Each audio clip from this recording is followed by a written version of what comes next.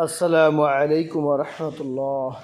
আমরা চাই না কোনো ভোট, আমরা চাই না কোনো নোট, আমরা চাই যে শুধু কোরআন সুন্নাহর প্রেমে রাজপথে আসো সবাই নেমে।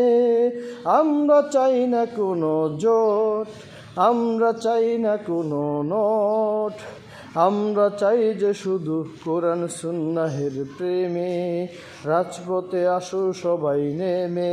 আল্লাহর জমিনে আল্লাহর দিন কায়েম করতে হবে, আল্লাহর জমিনে আল্লাহর দিন কায়েম করতে হবে।